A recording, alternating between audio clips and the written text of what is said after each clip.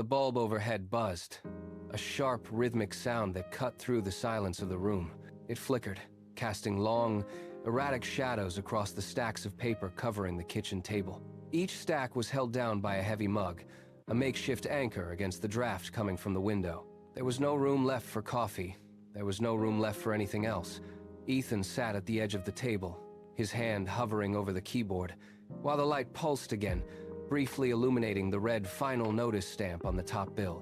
Sarah sat opposite him, her gaze fixed on the screen, her back pressed against the wall to save space. The air in the apartment felt heavy, stagnant, smelling of burnt coffee and dust. Every time the light dipped, the room seemed to shrink, pushing the walls closer to the center of the table. They did not move. They did not speak. They simply watched the flickering bulb struggle to maintain its hold on the room.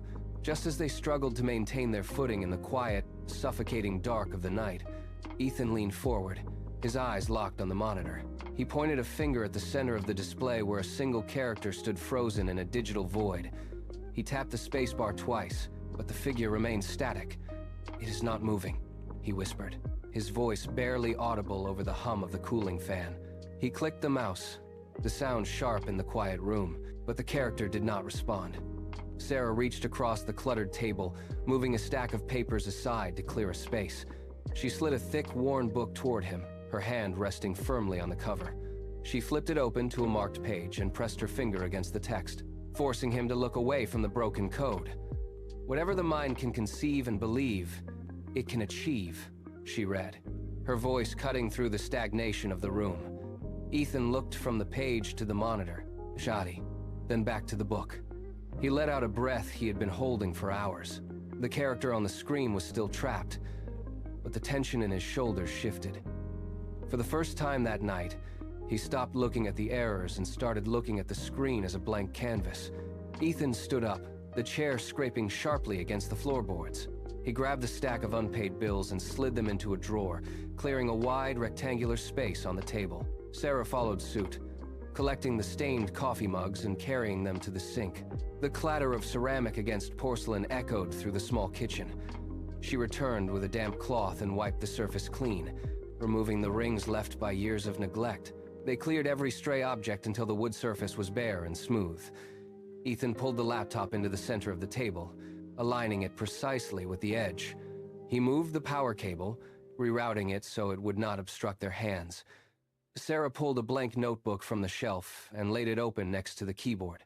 They cleared the chairs, pulling them closer to the table until they sat side by side, facing the screen. The room felt different now. The clutter was gone, replaced by a singular, focused geometry. They looked at the empty space before them, then at each other, and nodded. The apartment was no longer a place to survive. It was a studio in the making. The routine began the moment the sun dipped below the skyline. Ethan pulled his chair to the table, the wood groaning slightly under his weight. He opened the source files, his fingers finding the home row with mechanical precision. The first line of code appeared on the screen, followed by 100 more in rapid succession. Click-clack. The sound of the keyboard became the metronome of their lives. Ethan did not look up. He did not blink. His focus narrowed to the flickering cursor, a tiny beacon in the dark apartment. He worked through the hour when the street noise outside finally died down, leaving only the hum of the computer fans and the steady, rhythmic striking of keys. His shoulders hunched, his jaw set in a line of constant tension. He ignored the stiffness in his wrists and the burning in his eyes. When a block of code failed to compile, he did not sigh. He simply deleted the line and started over, his fingers flying across the board with renewed speed. He worked as the moon crossed the window, casting long, shifting shadows across the room. He worked as the sky outside turned from obsidian to a bruised, pre-dawn gray.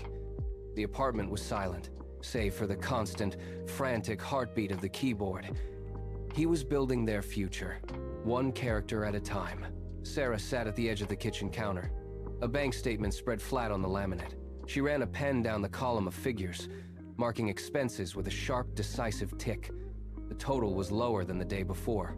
She stood up and pulled open the pantry door. A single box of pasta and a jar of half-empty coffee sat on the shelf. She looked at the laptop, then back at the cupboard. She reached for the phone, navigated to the software vendor site, and hit the purchase button. The transaction confirmed. The balance dropped again, leaving only enough for utility bills. Ethan looked up from the screen, his eyes tracking her movement. He saw the empty shelf and the confirmation screen. He did not ask what they were eating for dinner. He simply turned back to the code.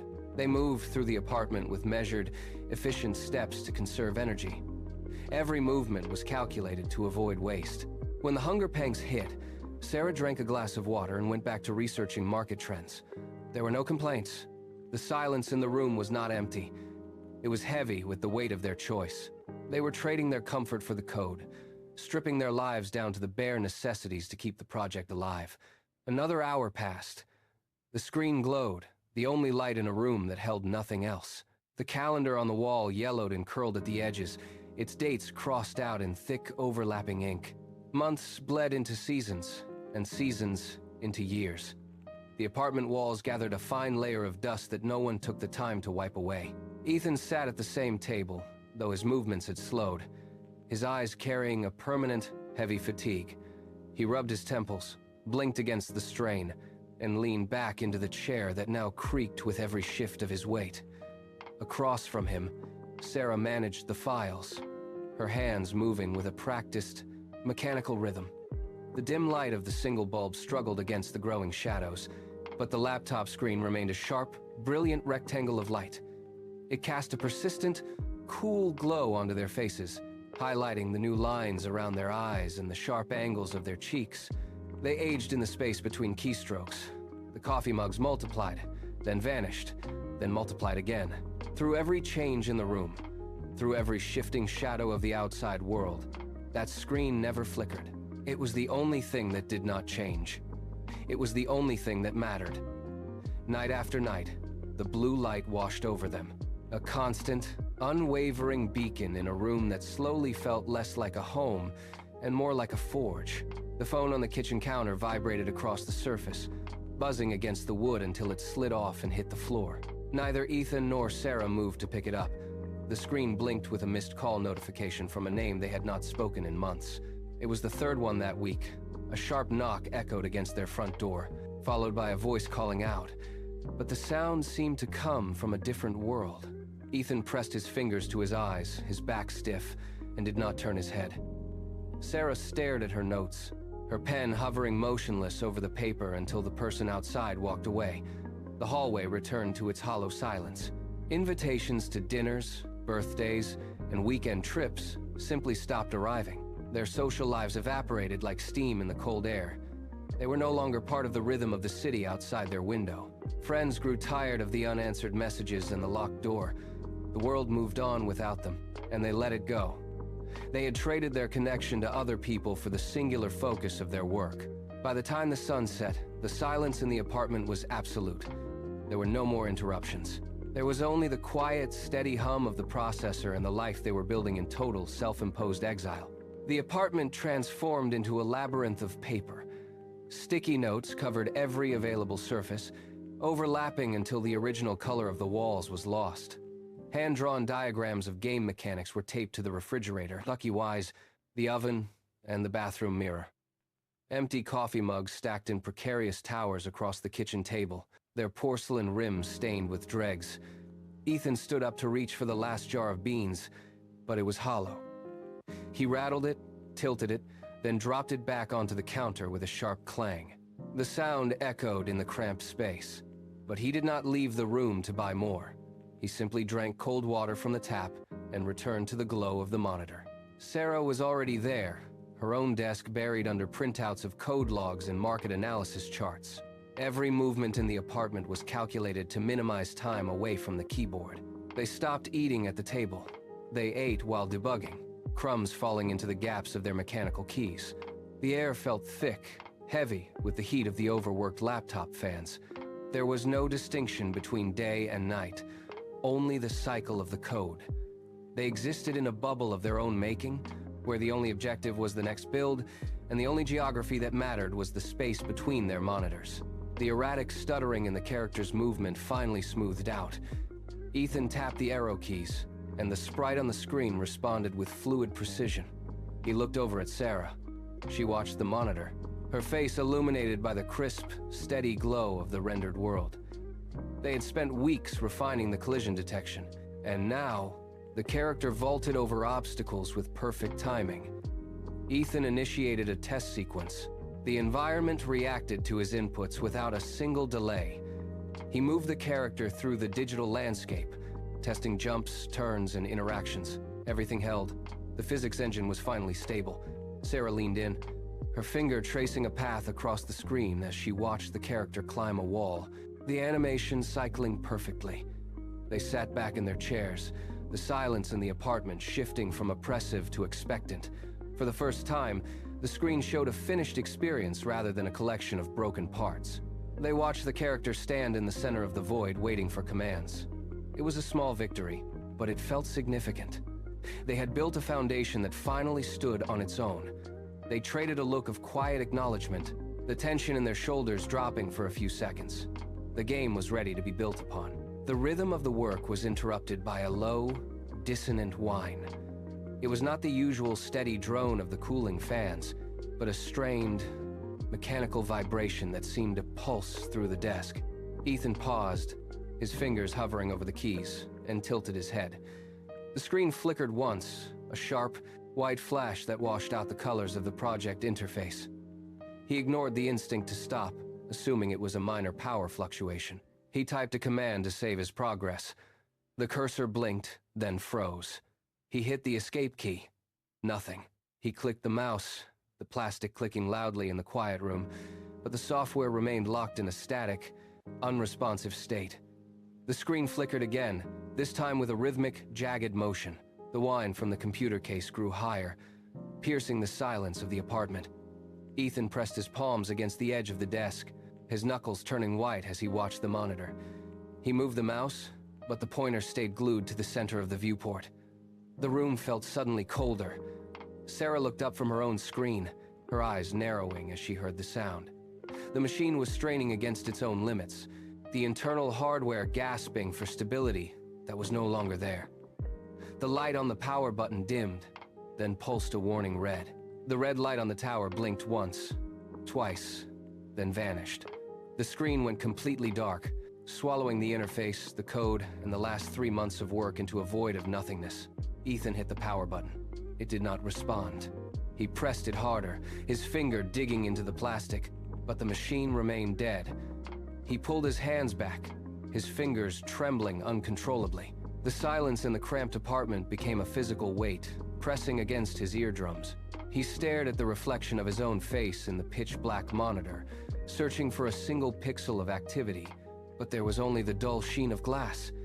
He tapped the keyboard, the clack of the keys sounding hollow and lonely in the stagnant air. Every line of code, every physics calculation, every late-night breakthrough had been wiped clean in a single, silent instant. He looked at his hands, watching them shake as he gripped the edge of the desk until his knuckles throbbed.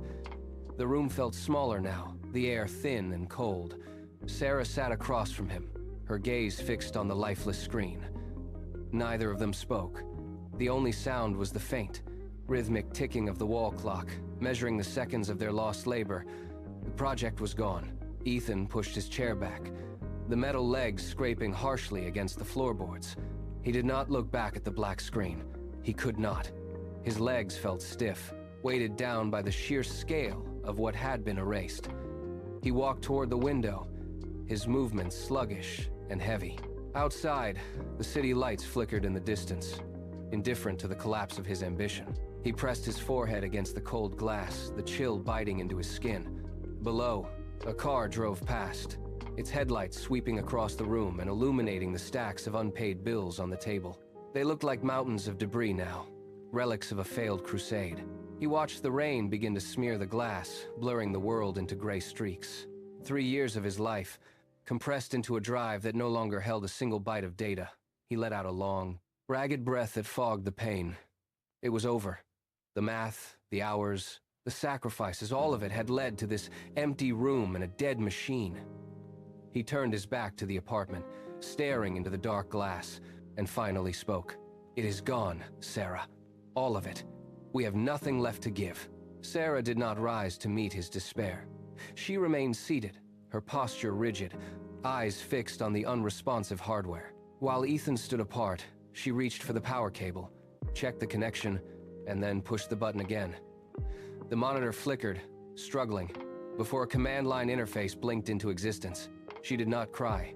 She did not look at the bills or the dark street outside. Her fingers moved across the keyboard with a rhythmic, steady precision that cut through the heavy silence of the room. She navigated the directory tree, opening the corrupted logs that had been buried under the system failure. Every line of text was a scar of their lost labor, but she read through them without blinking.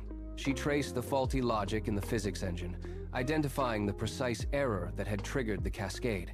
The realization did not break her. It sharpened her focus. She stood up, walked to the desk, and turned the laptop toward the center of the table. "We rebuild," she said, her voice cutting through the damp air of the apartment with cold, clear authority.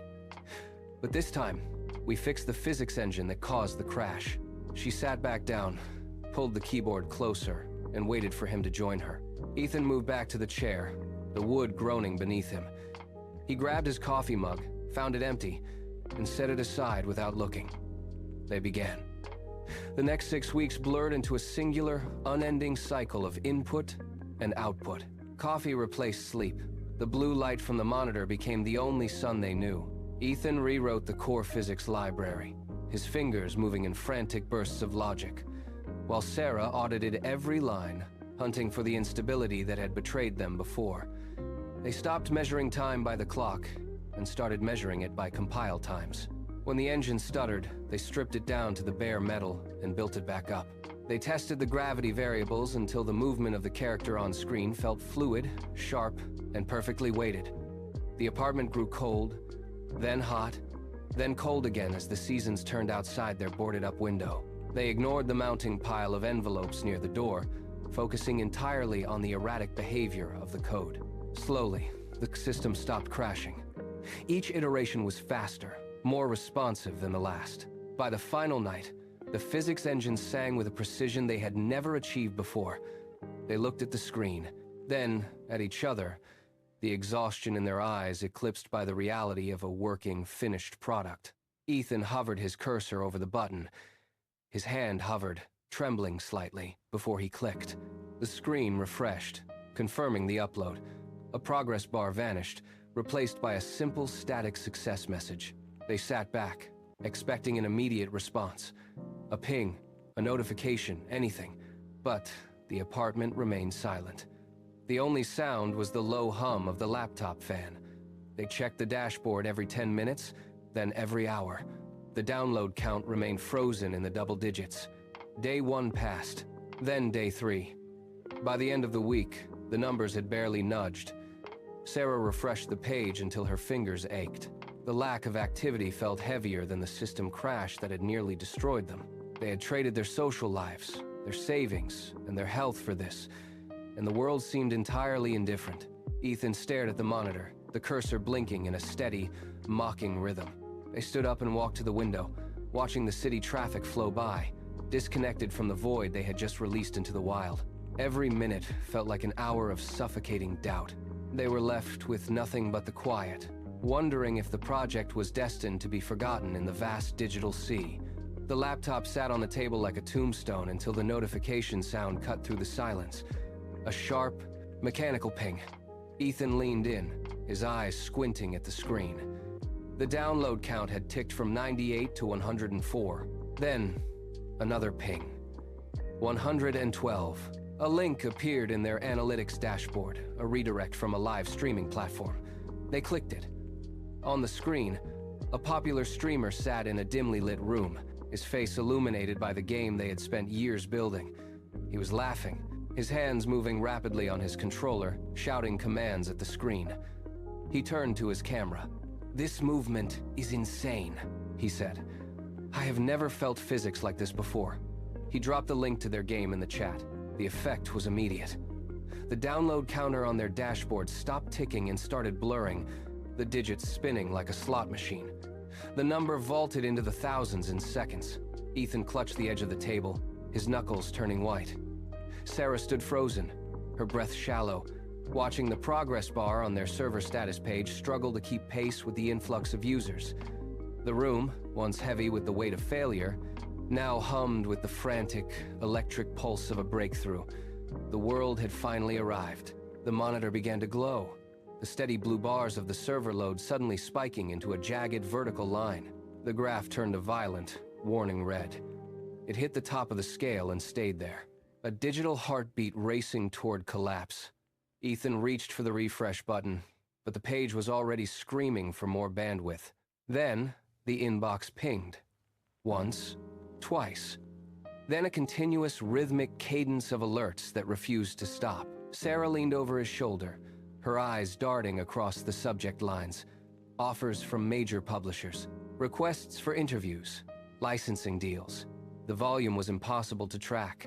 Each notification was a physical weight, pushing against the reality of their cramped kitchen table. Ethan looked at his hands, still shaking, but for a different reason now.